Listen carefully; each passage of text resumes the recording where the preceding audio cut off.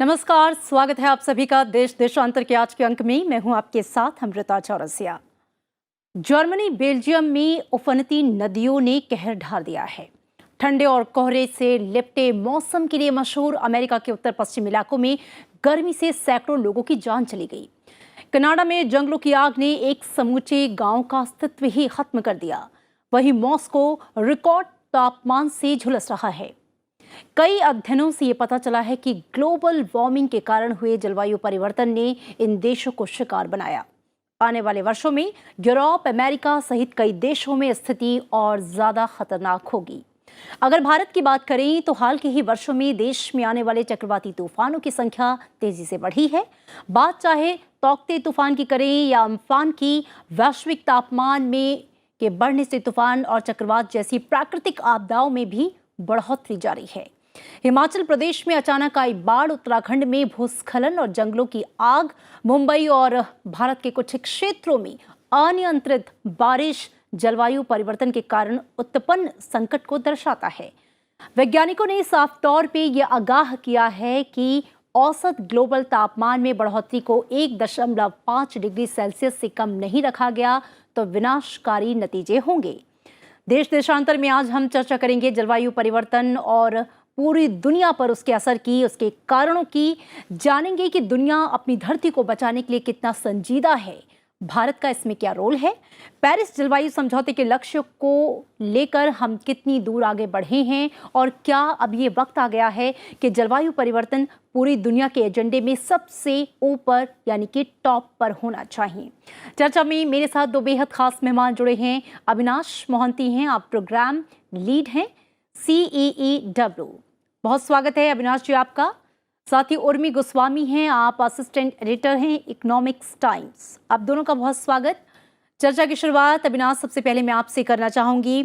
पूरी दुनिया और न सिर्फ दुनिया, भारत में पिछले कई वर्षों से जो हम देख रहे हैं, मौसम जिस तरीके से एक तरह से कह सकते हैं कि प्रलयकारी रूप अपना दिखा रहा है। मौसम का मिजाज इस कदर बदल चुका है कि अब कई बार वो समझ से परे हो जाता है। जो अध्ययन सामने आ रहे हैं, जो अभी तक की रिसर्च आई है, उसमें जो सबसे बड़ा कारण है वो जलवायु परिवर्तन माना जा रहा है। मैं सबसे पहले चाहूंगी जलवायु परिवर्तन के इन दुष्परिणामों पर आप अपनी बात रखें। धन्यवाद अमृता। जलवायु परिवर्तन जो है, इसके हाइड्रोमेट डिजास्टर के हिसाब से अगर हम देखें तो ये जो प्रलयधारी रूप आ रहे हैं, चाहे वो चक्रवाती तूफान है या फिर बाढ़ हो या फिर सूखा हो, ये सारे जो कॉम्प्लेक्सिटीज हैं ये हम देख पा रहे हैं कुछ पिछले 5 से 10 सालों के अंदर, या फिर पिछले दशक में ही सबसे ज्यादा एक्सट्रीम इवेंट्स हम देख पा रहे हैं। अगर CW की स्टडी के बारे में हम एक बातचीत करें, जो हमने रिसर्च के बदौलत पाया है, ये फाइंडिंग है कि 2005 के बाद जो एक्सट्रीम इवेंट्स की संख्या है वो 378 प्लस एक्सट्रीम इवेंट्स भारत ने अकेला ही विटनेस किया है। एंड ये जो एक्सट्रीम इवेंट्स विटनेस किया गया है, ये इनका जो नेचर और कॉम्प्लेक्सिटी है वो काफी बढ़ चुका है। और ये कॉम्प्लेक्सिटी जो बढ़ चुका है, इसके पीछे ये रीजन है कि हमारे पास मल्टीपल इफेक्ट्स आ रहे हैं इसके।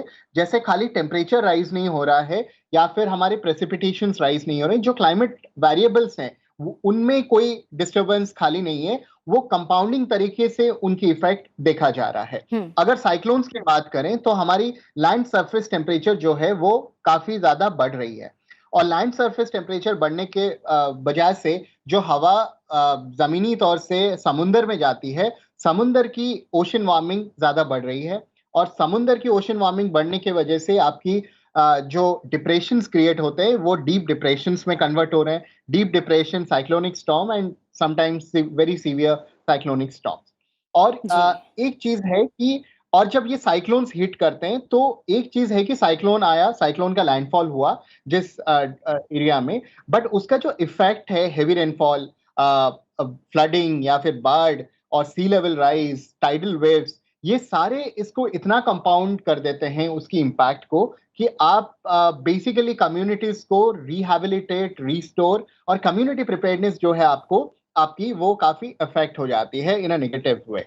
दूसरा चीज ये है कि ये सारे जो इनकी जो इंटेंसिटी एंड फ्रिक्वेंसी है वो काफी बढ़ चुका है। जी। अगर हम लास्ट दशक की बात करें तो बेसिकली साइक्लोन इंटेंसिटी 4 गुना बढ़ चुका है। अगर 50 साल में लास्ट दशक की ही सिर्फ कंपैरिजन करें तो 4 से 5 गुना साइक्लोन की इंटेंसिटी बढ़ चुकी है। फ्लड्स की इंटेंसिटी 6 गुना बढ़ चुकी है। ड्राउट्स की इंटेंसिटी 3.5 गुना बढ़ चुकी है एट एन इंडिया लेवल, जो कि डिस्ट्रिक्ट लेवल मैपिंग से हमें पता चला है। एंड 75% जो हमारी स्टडी कहती है कि 75% of the districts are actually extreme event की हॉटस्पॉट्स हैं। और इनमें बेहद ही एक इंटरेस्टिंग ट्रेंड जो हमें देखने को मिला है हमारे रिसर्च के थ्रू, वो ये है कि 40% डिस्ट्रिक्ट जो हैं उनमें स्वैपिंग ट्रेंड दिखाई दे रही है। मतलब जो बुनियादी दौर में फ्लड प्रोन एरियाज थे या फिर बाढ़ जहां पे रेगुलरली हो रहे थे, वहां पे ड्राउट या सूखा जो है वो ज्यादा देखा जा रहा है, और सूखे जहां पे थे वहां पे फ्लड्स आ रहे हैं। सिमिलरली साइक्लोन का ट्रेंड अगर देखें, जो ईस्टर्न कोस्ट है हमारा, हर साल ऑलमोस्ट एक या ऑल्टरनेट ईयर में एक साइक्लोन आता था जो कि वेरी सीवियर या फिर सीवियर साइक्लोनिक स्टॉर्म के फॉर्म में आता था। बट वेस्टर्न कोस्ट में अब वो फ्रीक्वेंसी काफी बढ़ चुका है एंड ऑलमोस्ट एवरी ईयर एक साइक्लोन या फिर चक्रवात जो है वो चक्रवाती तूफान जो है वो हिट कर रहा है। जी। सो हमें समझना पड़ेगा इनके पाथ को, इनके कॉम्प्लेक्सिटीज को, एंड साथ ही साथ ये अकेले में हम सिर्फ चक्रवाती तूफान को नहीं देखना चाहिए, उनके एसोसिएटेड इवेंट्स जो हैं उनको भी मैप करनी होगी, और ये टोटल कॉम्प्लेक्स नेक्सस जो है उसको समझना पड़ेगा। और समझने के साथ हमारी गवर्नमेंट की फंक्शनरीज क्या है, हमारी लेवल ऑफ प्रिपेयर्डनेस क्या है, और हमारी कम्युनिटीज की प्रिपेयर्डनेस लेवल क्या है, उसको भी मैप करनी पड़ेगी। तभी जाके क्लैरिटी आ पाएगी हमारी वनरेबिलिटी के ऊपर। हम सिर्फ चक्रवाती तूफान आते हैं या बाढ़ आते हैं या फिर जो सूखा है वो आ रहा है, उसकी इंटेंसिटी बढ़ रही है, उससे हम वनरेबल हैं वो नहीं बोल सकते। रादर हमें जब एक्सपोजर और सेंसिटिविटी का पूरा ज्ञान होगा, फिर जाके जी। हम अडेप्टिव कैपेसिटी के साथ मैप करेंगे, तभी हम वनरेबिलिटी के बारे में बता पाएंगे। और बेहद ही ये इंटरेस्टिंग ट्रेंड है जो हम देख पा रहे हैं, और पूरी दुनिया इससे जूझ रही है। लेकिन साउथ एशियन कंट्रीज में इंडिया, अफगानिस्तान, पाकिस्तान, बांग्लादेश काफी वनरेबल कंट्रीज हैं, और इंडिया को सबसे ज्यादा नुकसान भी सहना पड़ रहा है इसके वजह से, ये जो हाइड्रोमेट डिजास्टर्स हैं या फिर एक्सट्रीम इवेंट्स हैं। जी, बिल्कुल।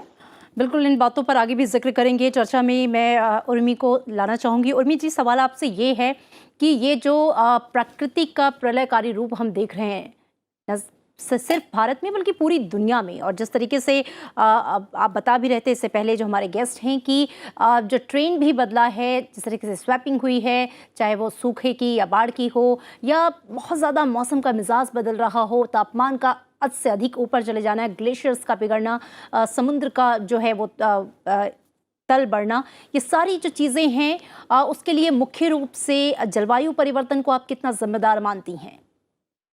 देखिए, जलवायु ऐसे कोई भी प्रलयकारी जो घटना है उसमें आप बता सकते हैं, आप मान के चल सकते हैं इसमें जलवायु परिवर्तन का काफी हिस्से की जिम्मेदारी है। ये पर जलवायु परिवर्तन हम जब बोलते हैं, एक हम भूल जाते हैं कि हम इंसान हैं जो इस जलवायु परिवर्तन को एक रूप देते हैं। हमारे बहुत सारे जो चॉइसेस हैं, हमारे जो एक्शंस हैं, वो जो नेचुरल सिस्टम्स हैं उनके साथ एक हिसाब से खिलवाड़ करते हैं। उनको हम एक, जैसे आप सोचिए कि आपने एक रबर बैंड लिया, आप खेलती गई, बढ़ाती गई, एक ऐसा समय आएगा जब वो रबर बैंड आइदर उसको आप शेप में वापस नहीं ले आ पाएंगे, वो खुद टूट जाएगा। ये एक हिसाब से हम जो एनवायरनमेंट के साथ हम इस हिसाब से खिलवाड़ किए जा रहे हैं, और हम ये नहीं सोच रहे कि हर एक चीज का लिमिट होता है। जो अविनाश जी जो बोल रहे थे अबाउट जो सेंसिटिविटी और वल्नरेबिलिटी की बात जो बोल रहे थे कि कितना ले पाती है, कितना आप उसमें बोझ डाल सकते हैं। आप ऐसे सोचिए ना, एक सूटकेस है, उसमें आप कितना सामान रखेंगे। एक समय आएगा तो जो आप सूटकेस में सामान भरती गई और सूटकेस ही ना बंद हो, तो हम उस चीज को भी हमें समझना पड़ेगा। तो जलवायु परिवर्तन का हर एक लगभग हर एक प्रलयकारी जो कांड है उसके साथ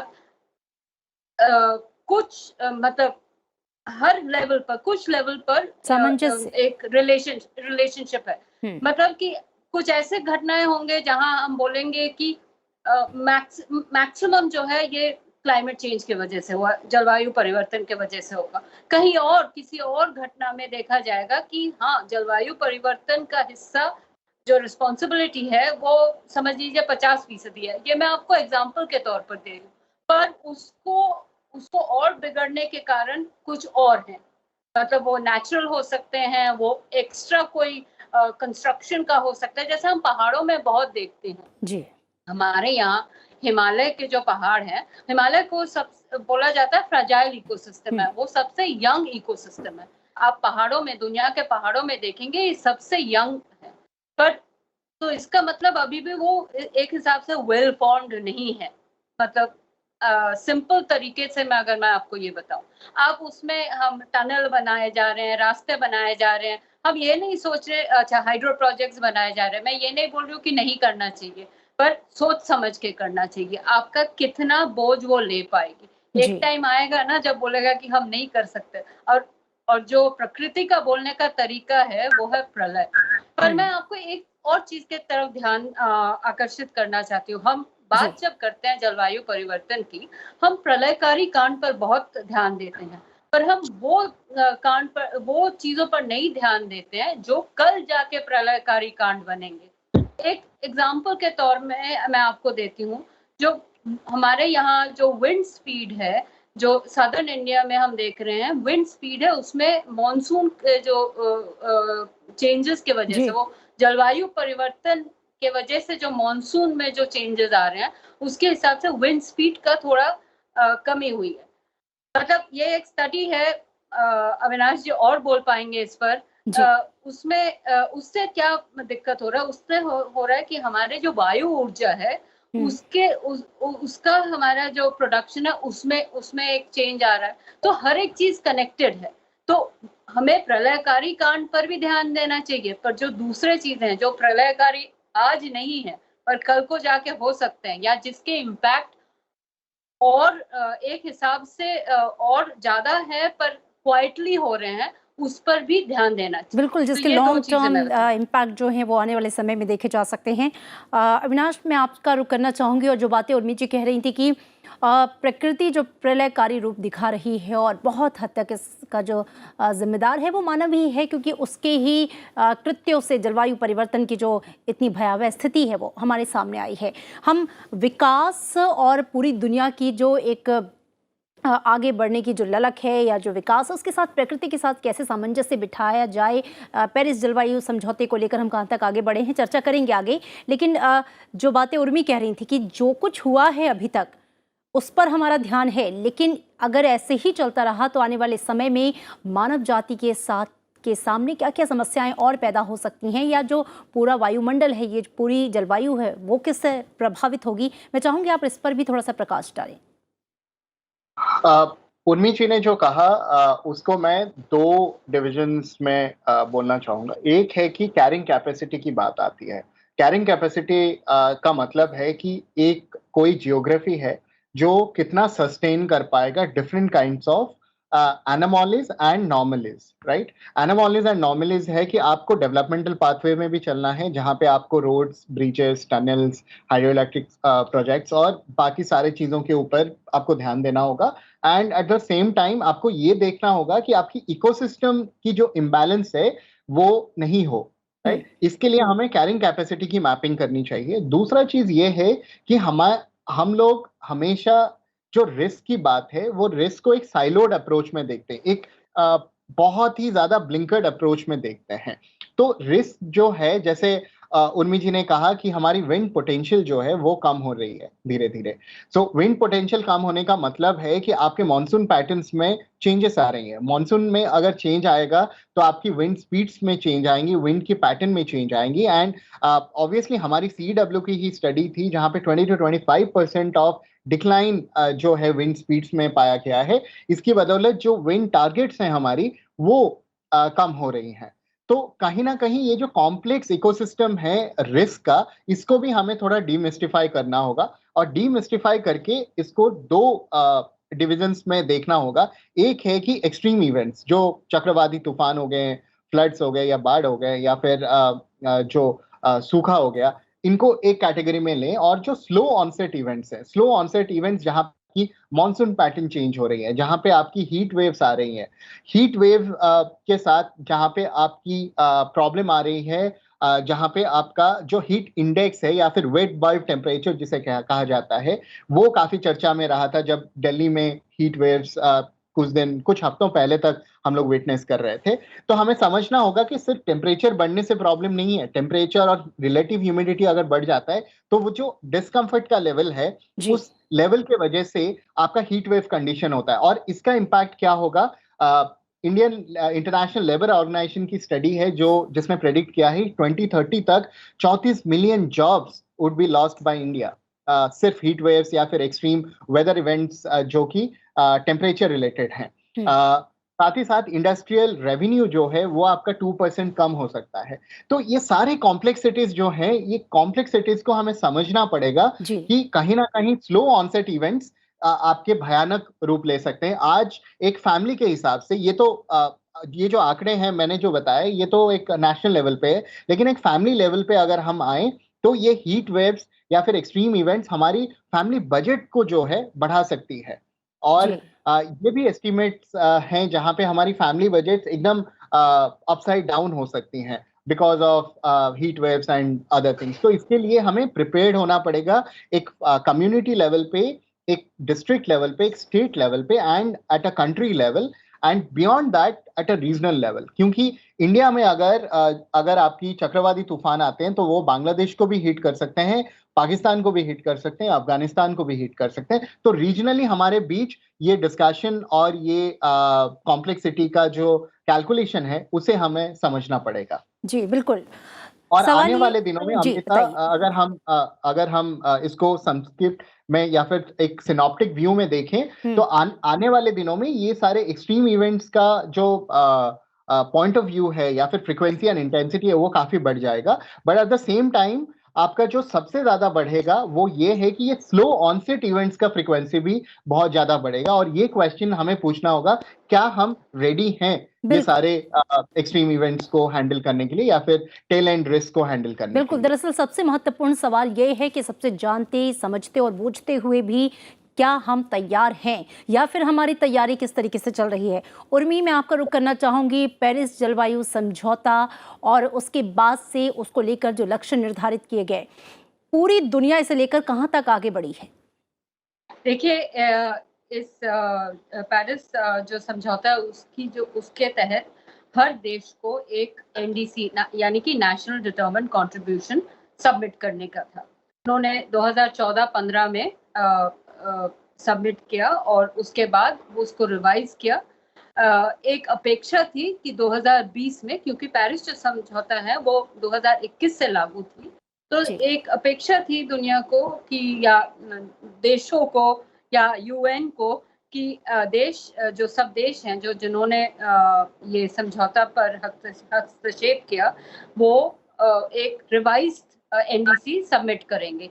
क्योंकि 5 साल निकल गए, हमारी अंडरस्टैंडिंग इम्प्रूव हो गई, हर देश देख पाएगा वो और क्या कर सकती है और कितना ज्यादा कर सकती है। भारत ने फॉर्मली तो कोई नया एनडीसी नहीं दिया है, पर प्रधानमंत्री नरेंद्र मोदी उन्होंने जो पिछले पेरिस +5 की जो समिट थी, जो हुई थी ऑनलाइन वर्चुअल समिट थी, उसमें उन्होंने बोला था कि भारत 2030 तक 450 गीगावाट रिन्यूएबल एनर्जी, मतलब इसमें वेरी क्लियर ये है कि सोलर, विंड और स्मॉल हाइड्रो होगा, मतलब इसको हम रिन्यूएबल कहते हैं।